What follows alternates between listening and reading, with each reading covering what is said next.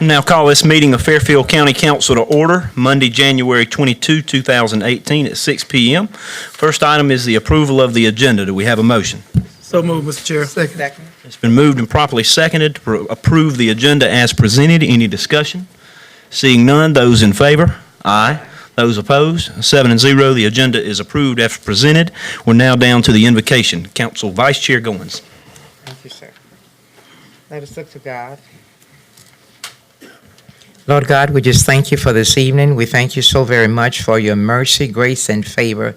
We ask for clear direction and understanding, Lord God, as we work together as a team to help better the life of the citizens of Fairfield County and, Lord, to help build Fairfield County. We need your help. We need your instructions.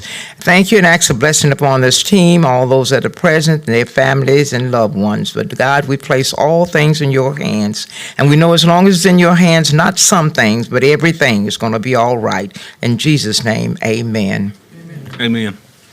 Thank you, Mrs. Goins. We're now down to the approval of the minutes for the regular meeting January 8, 2018. Do we have a motion? So moved, Mr. Chairman. Second it. It's been moved and properly seconded to approve the minutes from our regular meeting January 8, 2018 as presented. Any discussion? Seeing none, those in favor? Aye. Those opposed? 7-0. The minutes from the regular meeting January 8, 2018 are approved as presented. We have no public presentations tonight. We're now down to the first public comment session. Mrs. Davis, you will please post those names.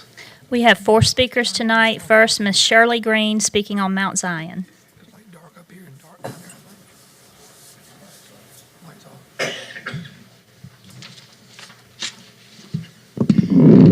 Shirley Green, Ridgeway, District 2.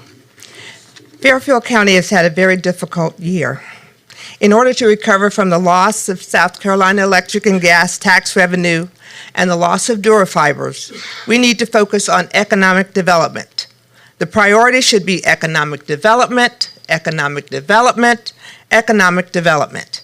Our citizens need jobs. Let's be clear.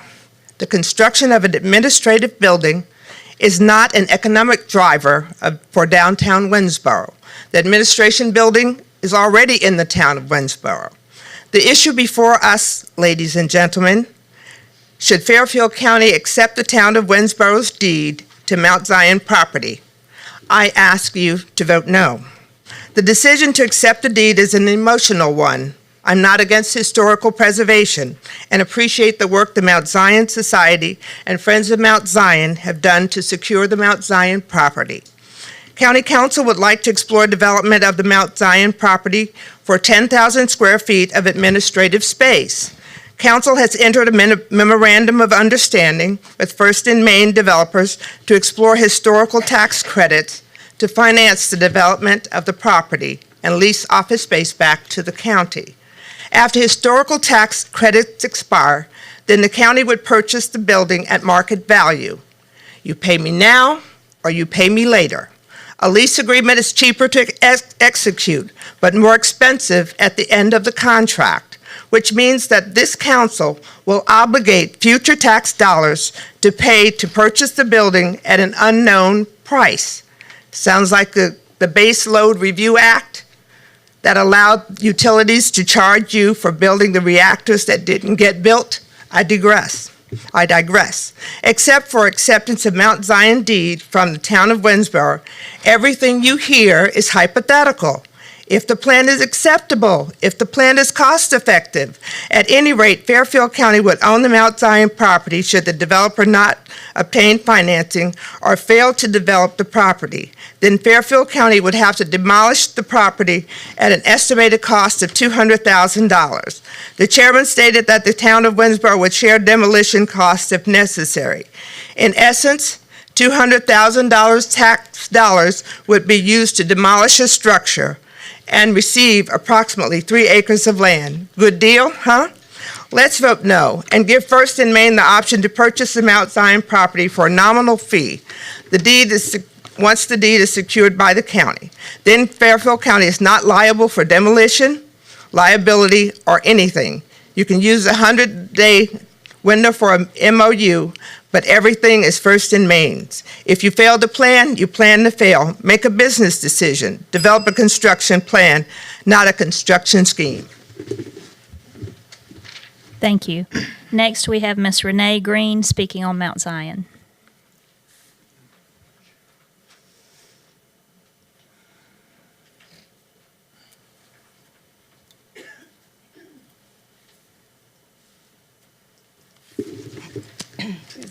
Good evening. My name is Renee Green. I'm a resident of District 2. I'm here simply to remind the county council members and the audience of the following definitions. Integrity. Integrity is a quality of being honest, having strong moral principles, morals upright. He is well known for his integrity. Some of the synonyms for that are sincerity, thoughtful, trustworthy, morals, righteousness, good character, principles, and ethics. Transparent, free from pretense or deception, frank. Easy to detect or be seen, obvious. Readily understood, characterized by visibility or accessibility of information, especially concerning business practices. We as a community have put our trust, and that's the minimum from all of you or into all of you. When campaigning, I heard a member say our county money would not be treated as their money, but it would be treated as our money. I'm here to ask you to not spend my money. I don't want you to spend $200,000 on construction or demolition of a building. As Ms. Green has spoke earlier, our main purpose is economic development. We need to focus on the things we have. If we would like to use our money, I think that we may consider utilizing our building that we have here and expanding it. It costs less to refurbish than to destroy. Well, I have an issue as well with the monument that is placed in front of it. When attending a meeting, I heard one of you say, or I've heard a few of you say, that relocating a Confederate monument, that you would have no problem with doing that. The problem with that is that the monument, is not located on our land that you're previously or you're considering looking at now.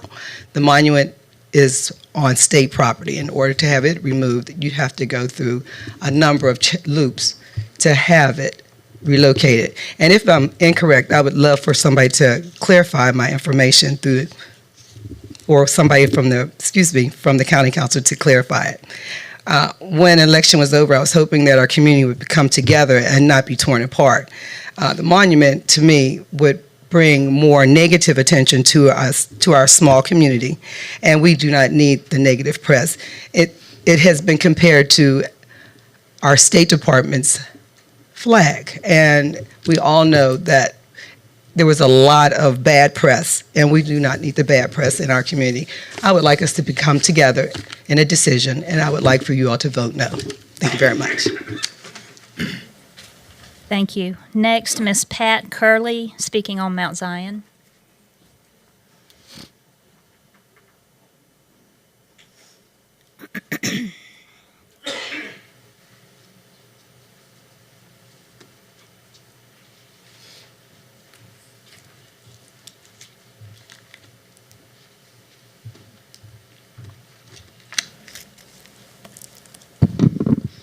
Good evening. I am Pat Curley, and I am mostly responding in consideration of the article on, in The Voice on January 12th, stating the very viable option that we have with Mount Zion for housing for county administrative offices. And to me, it seemed like a very doable, smart consideration.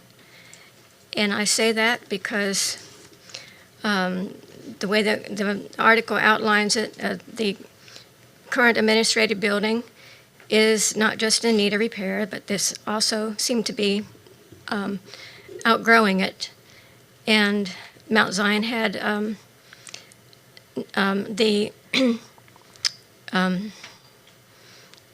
preservation grants that would cause it to be the most affordable option, and as well as it had 10,000 square feet extra. And that would be adequate enough, if I understood the article right, to house both the courthouse personnel and the administrative office personnel. If I'm wrong, please tell me that I'm wrong. But to me, it seems like we can accommodate all the housing needs and repurpose a great piece of history at the same time. And it's stated in the article as well that we can do this as well as conserve money in the budget for other projects that need to be done. And it's a good fit for the buildings as far as the neighborhood it's within, because those buildings have 3 unique spaces in them. Not just classroom buildings, but then has a theater and has a gymnasium. Those 2 spaces can also help revitalize. That area of town could be revitalized, which it much needs to be done because it's within walking distance of Main Street, bringing in an influx of people from the administrative staff and the courthouse staff down to the downtown area, where it might spur growth. It would be not instant; it would be over time, but spur growth and make it more of a viable option for people to open businesses on Main Street. So I look at it as economic development, as a move to support that our downtown area and help it to thrive. As far as this building, if it was vacated, this is a beautiful space and a beautiful building. And Ms. Curley, thank you very much, but we're out of time. thank you very much. Next, Mr. Randy Bright, speaking on the I-77 Alliance.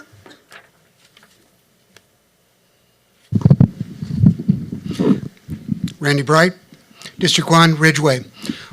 Our lives, our everyday lives, are filled with accountability. We hold everybody accountable. We hold our bankers accountable, our real estate agents. We hold you guys accountable. We call you on the phone, or we vote or don't vote for you in the next election. Everything is moves by accountability and choices. We all have choices. And one area I have not heard us holding accountable and is the I-77 Alliance.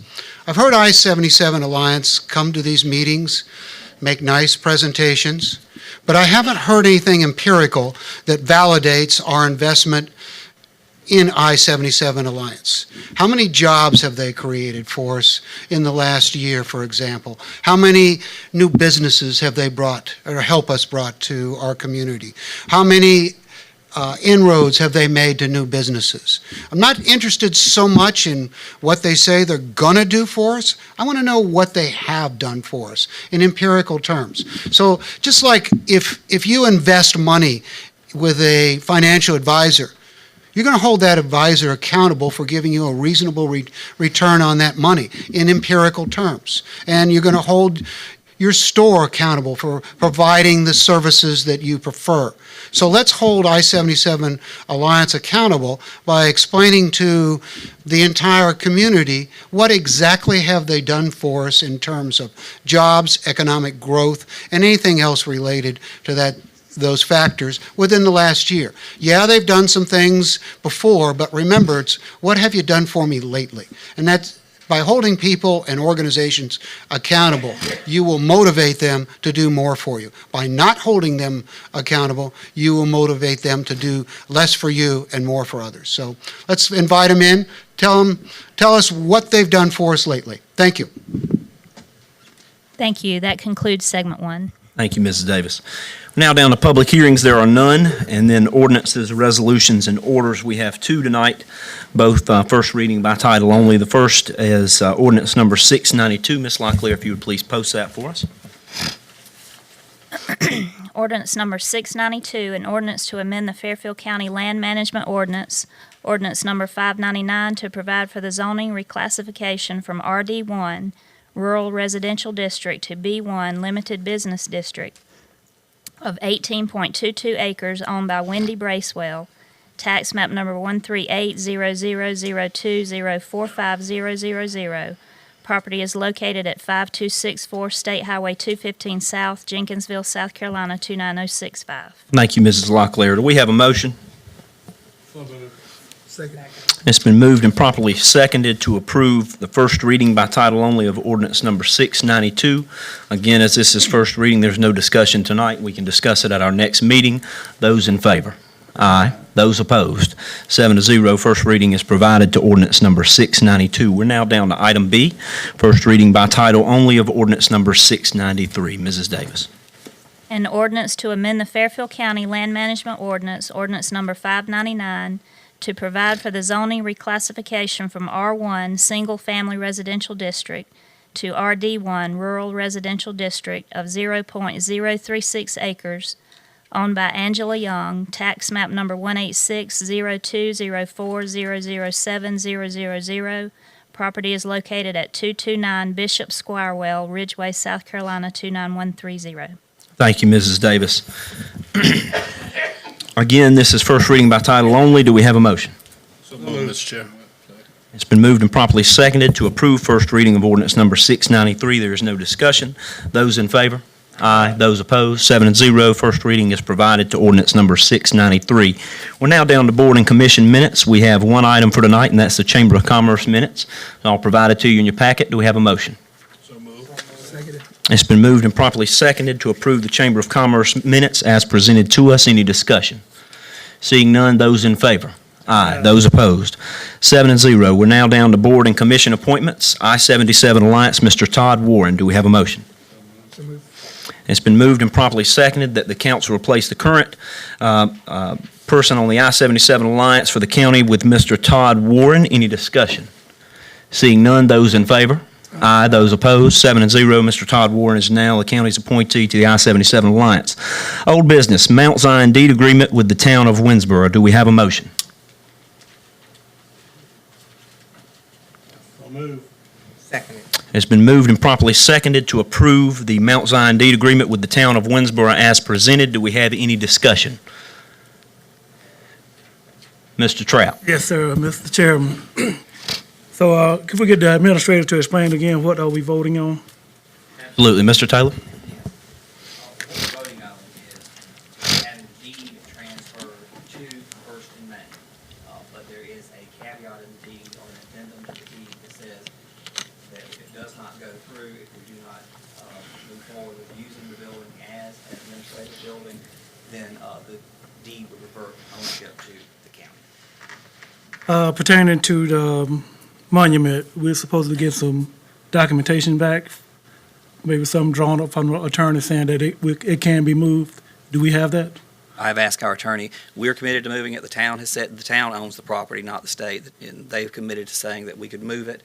We do have to deal with the Monument Review Act, I think that's out of Columbia, so we would have to move it. If someone objects, we'd have to deal with that objection and get a declaratory statement from a judge, but there's no penalty for moving it unless someone protests, and then we would have to go before a judge. But we don't have any type of documentation from the town saying that it's okay if we move it?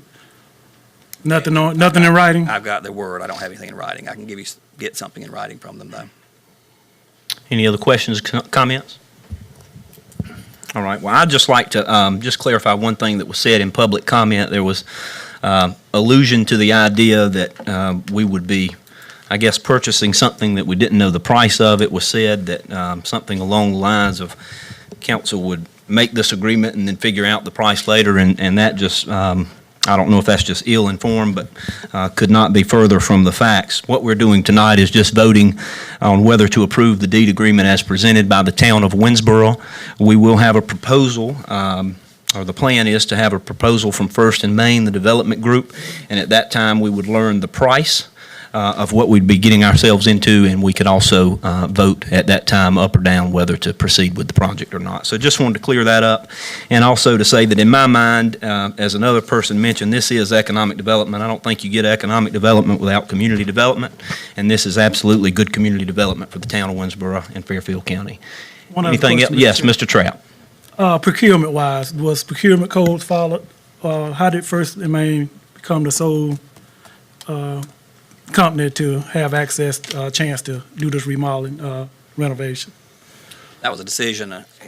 There, you can get into sole source because they're one of the few companies that do this and take advantage of tax credits. But again, this wouldn't be so much a procurement issue. I'll have our attorney address it for us as it would be for the town. Am I correct in that? That is correct, Mr. Taylor. Given the fact that the circumstances and the nature of this particular project and sole source, provisions of the procurement code do apply in as much as that the developer is specialized in this, is one of the few developers that's able to handle this type of transaction in South Carolina and take advantage of all the tax credits and then allow people to go forward solely with this. So we are voting to go on a procurement code that the town established. Am I right? Can we ask the attorney? Mr. Trapp, as I understand it, the procurement code for the county has been followed by virtue of the selection of First and Main as being the developer for the property. If the county were to go forward after the 180 days, the period by which the county is going to allow First and Main to look at the property and determine whether they can go forward, as the chairman has said, with a viable project, at which point in time, then the county would have the presentation back and give the vote up and down. So for the purposes of the county's approval, it is applied that the provisions tonight allowed are provided for and complied with as the county procurement. All right, any other questions, comments, concerns from council? Mr. Roof.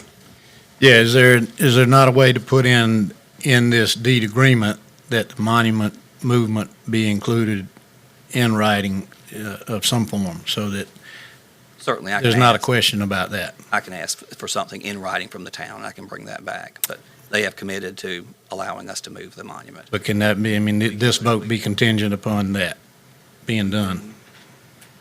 I'll have to ask the attorney if we can put that in the deed as is. I don't know that we could. If I may, let me address that. I think, we talk about this council having come in on the heels of a council that notoriously was bad with working at our counterparts.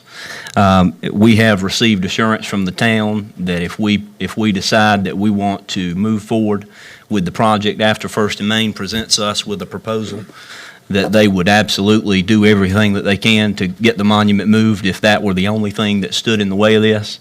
And if we're going to bill ourselves as being a group of folks who want to work together with our municipalities and other governmental entities, I think we need to go ahead and move on this. That's just my 2 cents on it. Can I say something? And this is part of the reason for saying this, that, it is a nationwide issue, and I'm aware of that. And I'm sensitive to people's feelings everywhere, and regardless of whether I was on the council or not, I would feel this way. If there's a way to compromise, and in a situation like this, and everybody be happy with it, then I don't see why there should be a problem with it. And that's the only reason I say that. And I absolutely feel this way regardless of whether I was here or not. And I think by doing this, maybe we could set an example for people all over, that we are trying to work together, everybody, to make something good happen. And I agree with you, Mr. Roof, and, I'll add to that by saying that, we need to show folks that we can work together. And also, everybody on this council, I think everybody, has said that they would not vote to go forward, or at least a clear majority. I don't know that I've talked to every individual member, but at least a clear majority has said that they would do everything they could before voting for the proposal that comes before us, should one come before us, to remove the monument rather than go forward with the project. And so that being said, the folks on this board, if they don't do that, they've said that publicly, can be held accountable at the ballot box as well. Mr. Trapp. But the deed, do we have a copy of the deed? I don't know, Mr. Taylor or Mr. Morgan. It's one of those, they brought it to me to sign. I wouldn't sign it until you all voted. They took it back. We have the MOU, but the town has the deed. I can get a copy of that to everyone, but again, they brought it to me to sign, and I didn't feel like I had the authority to sign it until, with this addendum that was added to it, until you all voted on it, and so they took it back and did not leave a copy of it. Mr. Chairman, I feel it's just too many ifs. Seems like we voting blind. We don't know what's in the deed. It could be some contamination on the property. Could be anything that have the county more liable than the $200,000 that we're gonna spend tearing it down if it don't pass the inspection when the First and Main go through it. It's just too many ifs, not enough information. All right, thank you, Mr. Trapp. Anyone else? All right, we do have a motion on the floor, and it has been properly seconded to approve the Mount Zion deed agreement with the town of Winsboro. Those in favor? Aye. Those opposed? Hey, Mr. Chair, may I request a hand vote? I want to see who. Absolutely. Those in favor? Aye. Those opposed? We are 5-2. The deed agreement with the town of Winsboro has been approved. We're now down to new business. There is none. County Administrator's Report. Mr. Taylor. Few items tonight. First, I want to introduce two new employees we have. The first I'll introduce is Mr. Chris Clausen.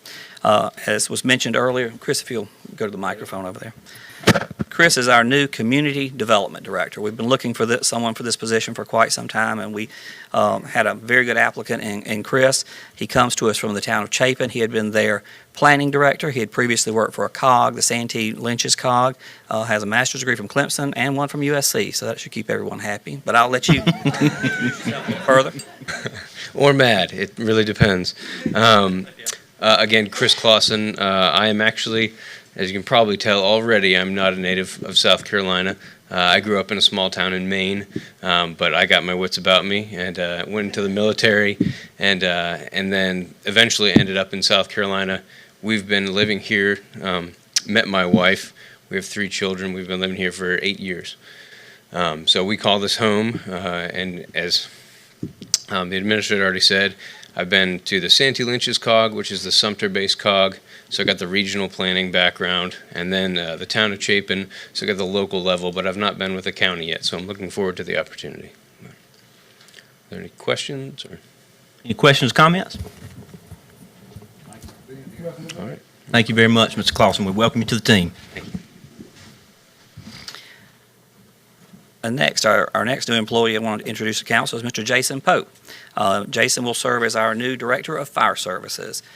And I'll let him introduce himself and give you a little bit about his background.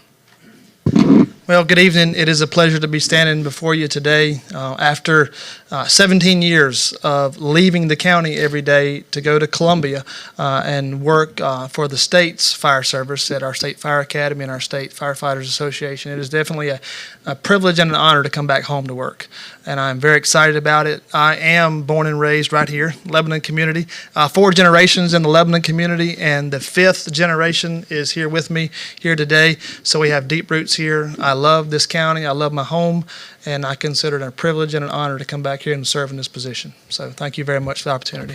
Any questions or comments from Mr. Pope? Thank you. Welcome aboard. Thank y'all. Mr. Pope, are these 2 future volunteers in training? I believe so. All right, thank you very much. Welcome you aboard. Thank you. And next, we have Ms. Jennifer Stevens, who wants to give council a 4-H update. Ms. Stevens?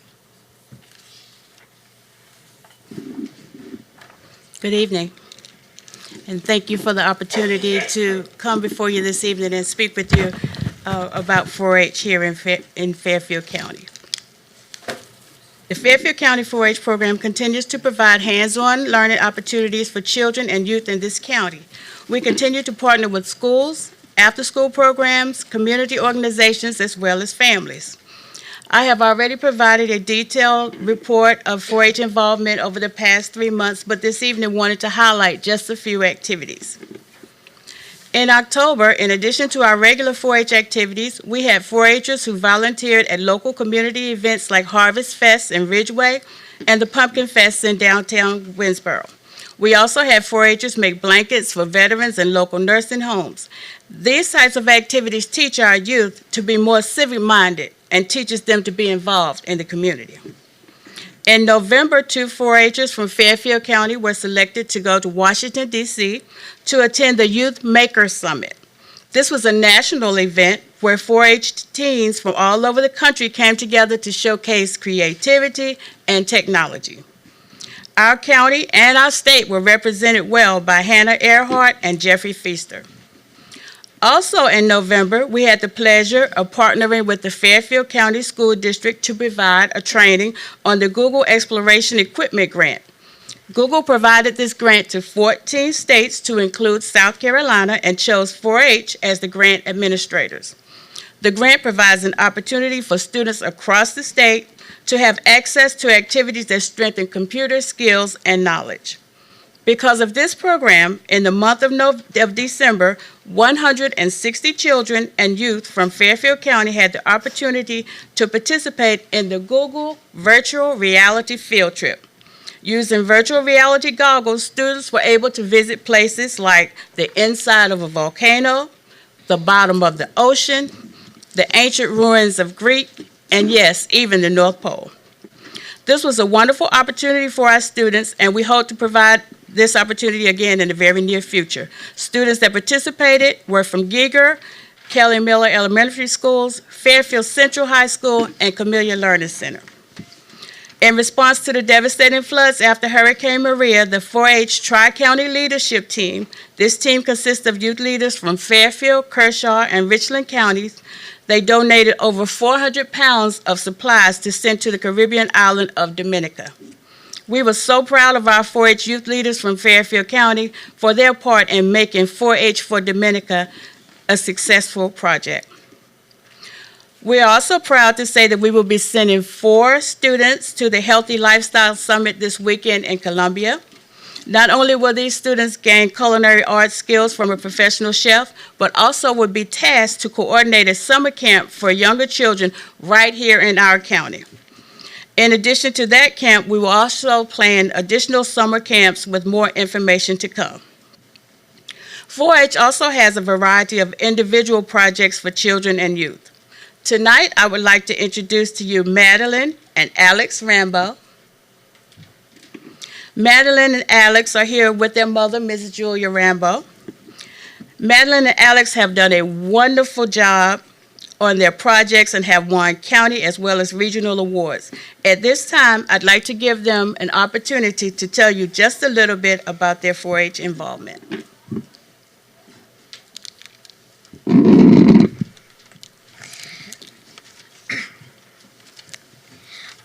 Hi, my name is Madeline Rambo, and I'm 11 years old. I really didn't want to do 4-H in 2017, but I had to. I participated in the 4-H Small Garden Project, where you had to grow 2 vegetables and chart them. I also participated in the Poultry Project. My favorite one was the Poultry Project, for 2 reasons. One was that I won 2 blue ribbons and a purple ribbon, which means overall for my group. The second reason is that I got to carry home the adorable little chicks home, but they smelled really, really bad.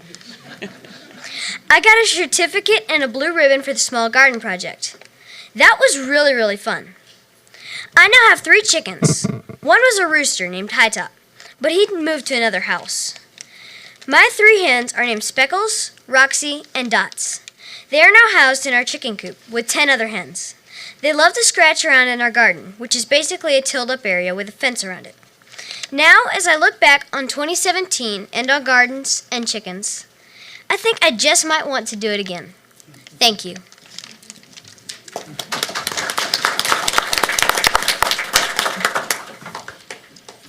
My name is Alex Rambo. I did 2 4-H poultry shows. Down for him.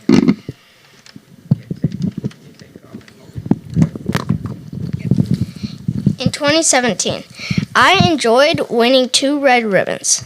I thought it was funny that I had to walk a chicken across a table for the contest.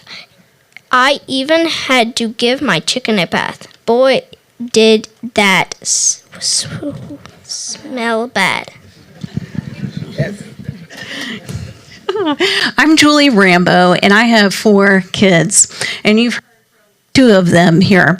I'm also an alumni of 4-H. I wanted to thank Jennifer for really supporting us. She was our cheerleader. She came out to our home and helped us with our garden and with really knowing how to do the poultry show, because as a 4-Her, I didn't do the poultry show. But you know what? She really made us see the importance of 4-H. As you heard from Madeline, she didn't want to do it. I made her do it. But I did this because I wanted my kids to learn some life skills. And I wanted to learn it in a fun way alongside of me. So, who knew that would be giving your chicken a bath and learning how to walk it on a table? But yes, we learned how to document our projects, which allow them to learn how to retrospect, to record, and to rate their experience. Madeline and Alex got to do two shows, the one in Lexington and at the State Fair, which was really the highlight for us. I mean, that's what really makes 4-H fun. And as a parent, I just loved that my kids got to practice these soft skills of eye contact, receiving interview questions, and learning those things in a safe environment. And 4-H provided that. So Jennifer, I want to just say thank you. Thank you. So this is why I do what I do. This is why. I want to thank Ms. Rambo. She's been so supportive of the program. And I want to thank these two young people who worked so very hard and who have made us so proud. You guys did wonderful. So,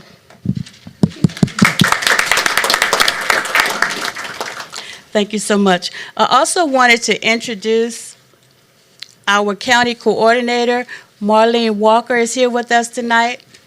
Thank you, Marlene, for coming.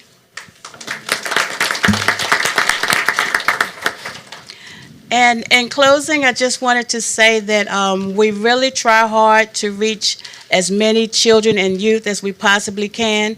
We could do more if we had more.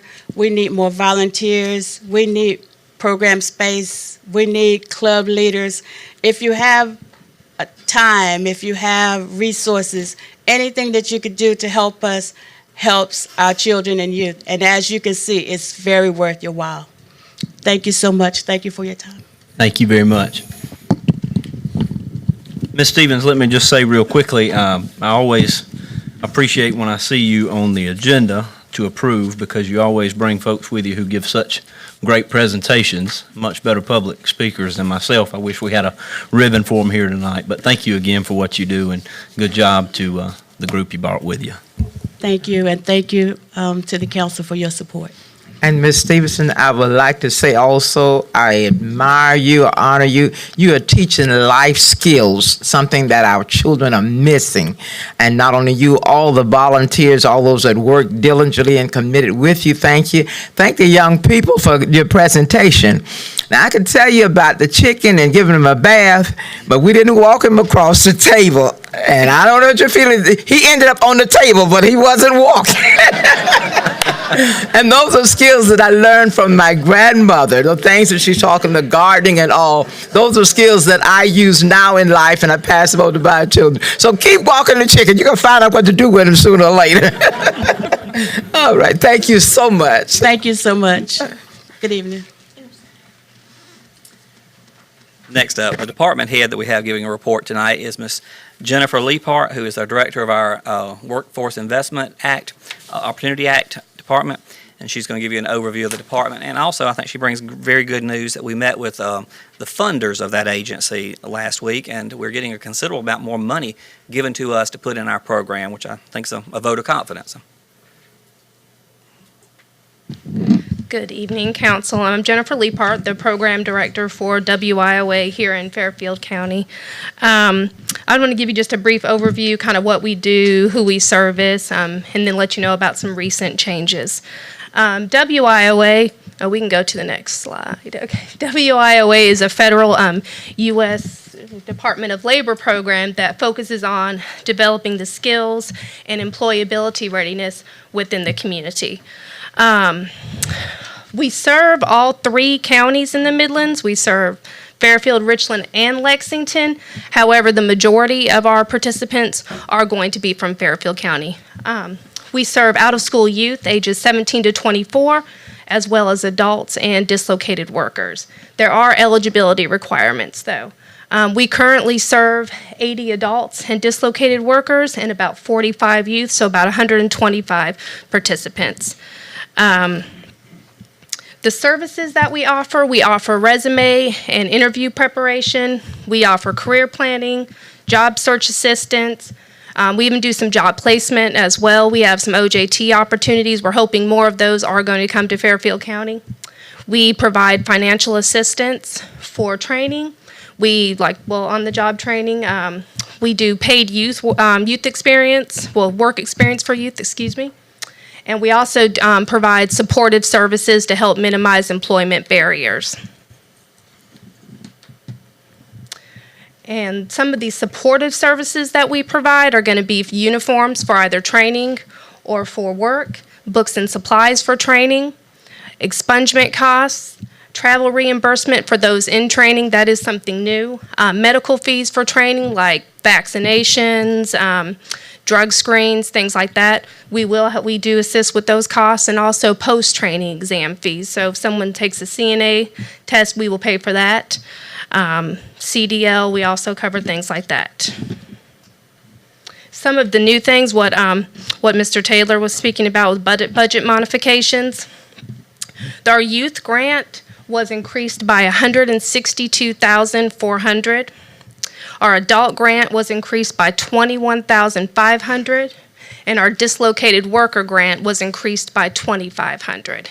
And basically that was to support for training costs, for the new supportive service policies that were issued by the state, and to also accommodate for the resource room that we now have 5 days a week that SC Works staffs.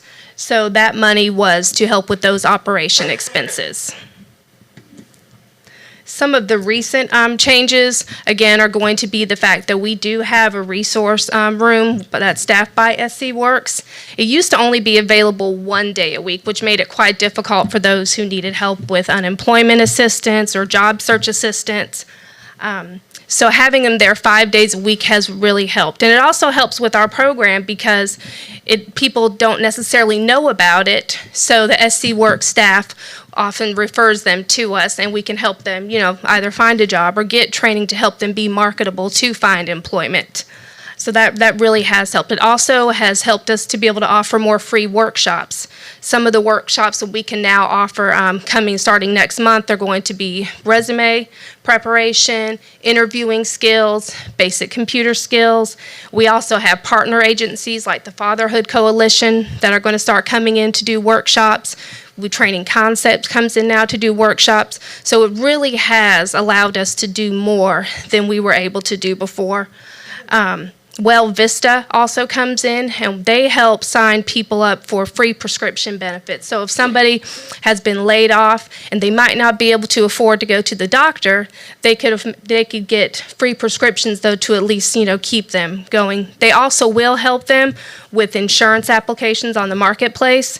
So that's really she signed up quite a few people by doing that. She comes once a month, and then, like I said, the Fatherhood Coalition next month will start coming twice. So what they can do is let people know what services they offer as well.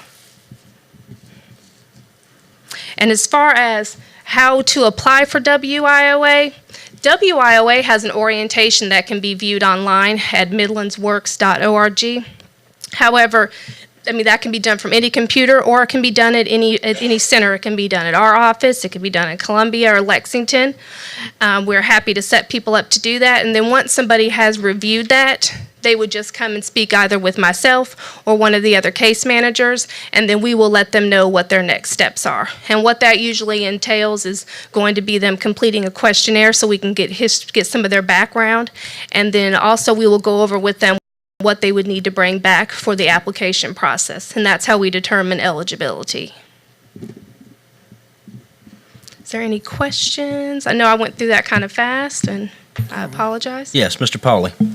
Do we find placement in Fairfield County, or is most of the placement outside of Fairfield County? As far as OJT, right now it has been outside of Fairfield County. Now the work experience that we do for the youth, we've had several placements in the county. And what work experience is, it gives youth that don't really have, they don't have too much job experience. It gives them an opportunity for 10 weeks to work with a particular business or office, and they get paid work experience for that. So there have been several placements for that within Fairfield County. OJT, right now there has not been. There's been some staffing changes with business services, who is housed out of the Columbia office.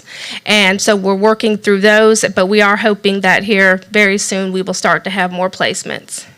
We've even talked about possibly, even with the county, so. Thank you. Oh, you're welcome. Any other questions, comments? All right, thank you very much. Thank you.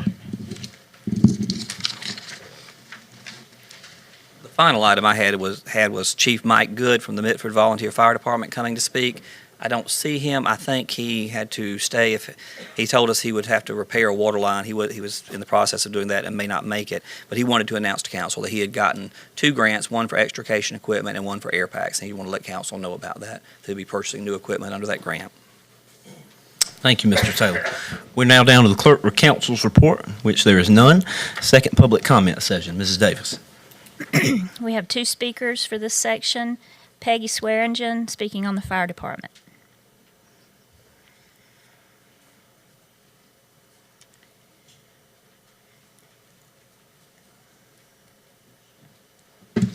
Good evening to all of y'all. It looks different on this side. The podium is on that side. That's all I'm going to say, okay? I am from, if you don't know me, I'm Peggy Swearingen. I am from District 3. That is stretches from Broad River all the way over to Wateree. Actually, I'm from D.C., and that's Dark Corner. For those of you who don't know that, that's the last place that got lights up in the northwestern end of the county. But anyway, I am here to talk about the fire protection and response time for all of District 3. And District 3 is Feasterville, Blair, Feasterville, but it also includes Blackstock, Woodard, White Oak as you're going over, all the way over to Mitford. On December the 16th, a fire call went out for a house fire up on Highway 215. The response time, the first one that got there, it went out at 9:55. Lebanon took them 15 minutes, Community 16 minutes, Jenkinsville 28 minutes, Feasterville 48 minutes, and we're still waiting on Blair. They never did show up. This is not during the week, y'all. Saturday morning was December the 16th, Saturday morning. At 9:55, it wasn't at night, it was in the morning on Saturday morning, when all the volunteers should have been there. Now, volunteers have their own life, they have their own job, they can't do everything that they would like to do, but the average response time for a rural, fire department is 14.5 minutes. So I think the ones that came did an excellent job.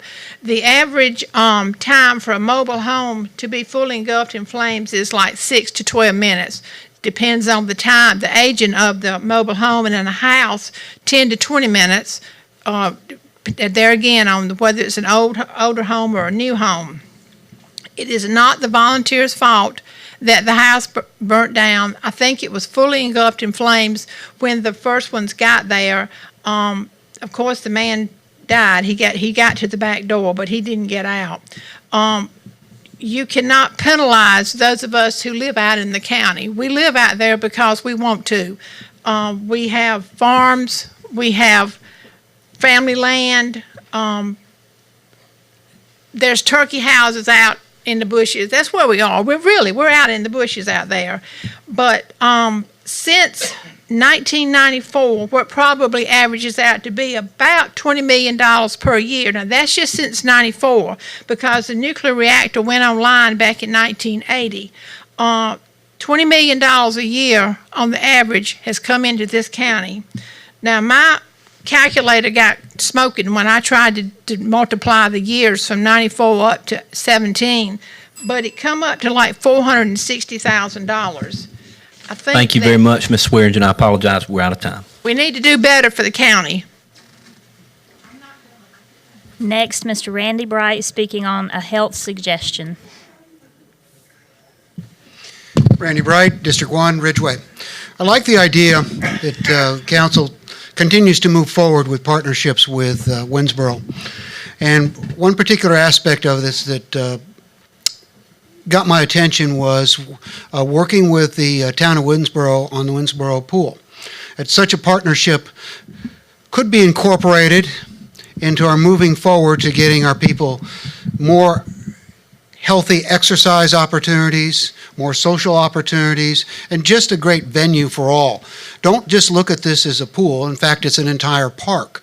And it's a golden opportunity to start reversing our very low trend of fitness activities available to our citizens. It's not just a pool. A pool also represents an opportunity to give swim lessons, age group swimming, water aerobics. I mean, there's a whole myriad. Just go to a Y sometime and look how they leverage a pool. It's just, you know, you'd think of the Y that we use at times in Blythewood is accommodating half the community. It is many ways that you can use that and leverage it for the health and the good of the entire county. So I like the foray into the partnership, but leverage the entire pool, leverage the entire park, and incorporate it in our recreational activities. Make events out of it. Make positive lessons and life skills out of this. We're surrounded by lakes. There's no reason why all our children and adults can't learn to swim. Leverage the pool into something really helpful for our community. It's a golden opportunity, and it's a resource that's already sitting there. Requires a little slick up, I understand, a little bit of investment, but it'll go a long way for our community's health, both financially and of course, physical health also. Thank you. Thank you. That concludes segment 2. Thank you, Mrs. Davis. We're now down to county council time. Do any council members have anything? Mr. Douglas. On the 77 corridor, it consists of York, Chester, Fairfield, and Richland County. You can't fault 77 Alliance for leaving Fairfield County out of supplying jobs and stuff to Fairfield County, because Fairfield County has not had the water and sewer for industry on the 77 corridor to put any industry in.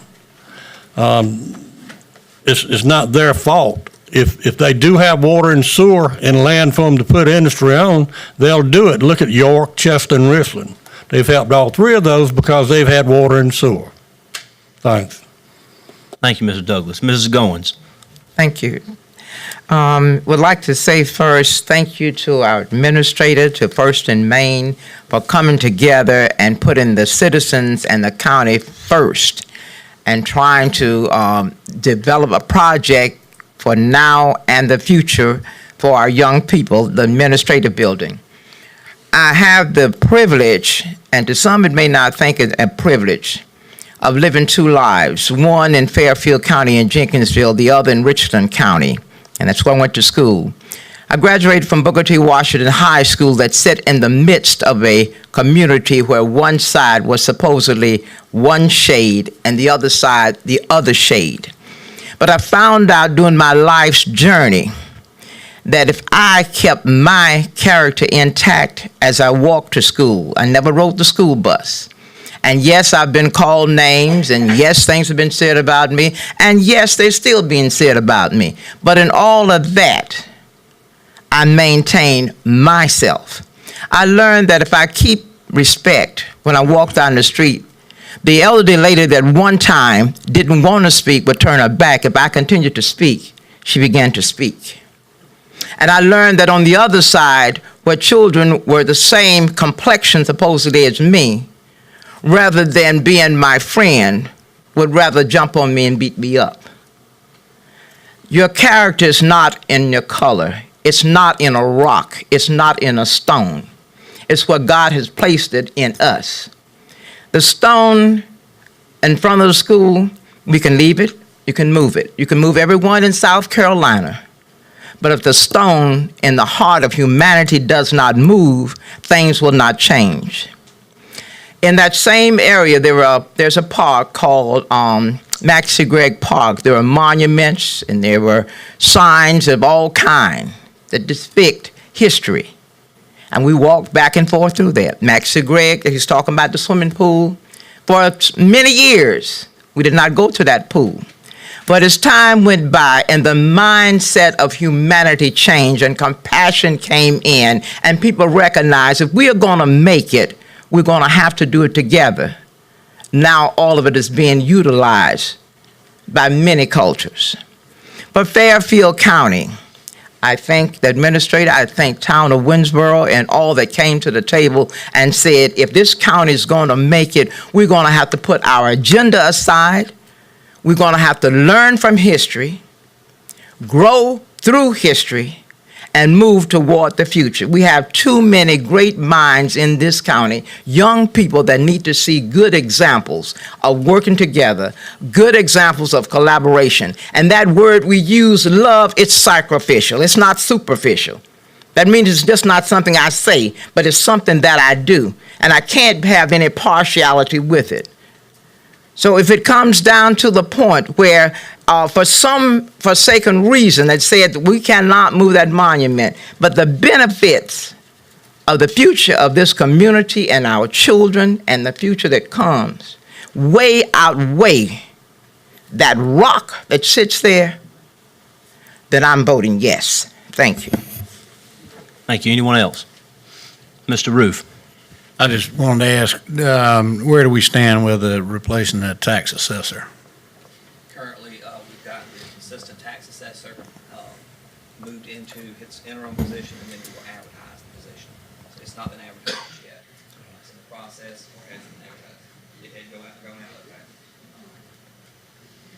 Thank you very much. Mr. Trout. Mr. Taylor, have VC Summer announced a date when they'll bring the tax check? They brought it. They already brought it? We were sweating it. They mailed it on Friday, it was due on a Monday. We didn't see it, it sat on somebody's desk, and so we panicked, and I called SCNG because their penalty for being a day late was $830,000. So I called them as a courtesy, since they're our largest taxpayer, and I said, we haven't received your check yet. But we did find it stamped on one of the desks, it was open, and we do have it. Was that on a staff member's desk, or? I just wondered why it sat on somebody's desk and we didn't know it. I think our treasurer had it. Okay. Mr. Roberts.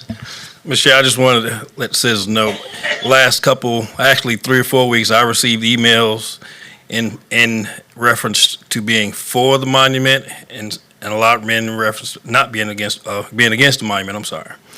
The ones for has far outweighed the ones against.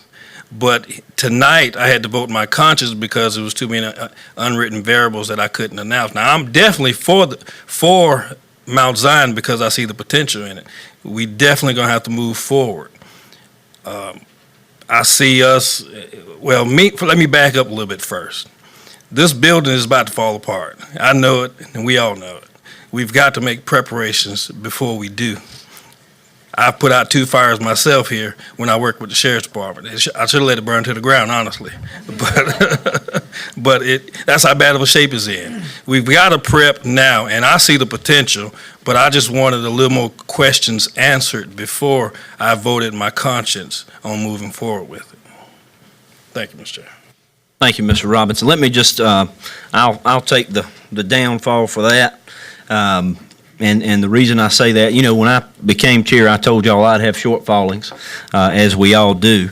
But I did see that deed at somewhere along the way, and I just thought that email, or however I saw it, had gone around to everybody, and if it hadn't, I apologize for that. And if I had gotten those questions ahead of this evening, you could have counted that I would have made sure that you had that information. But we'll make sure that everyone's copied on that stuff. I just thought everyone was, so my apologies if that wasn't the case.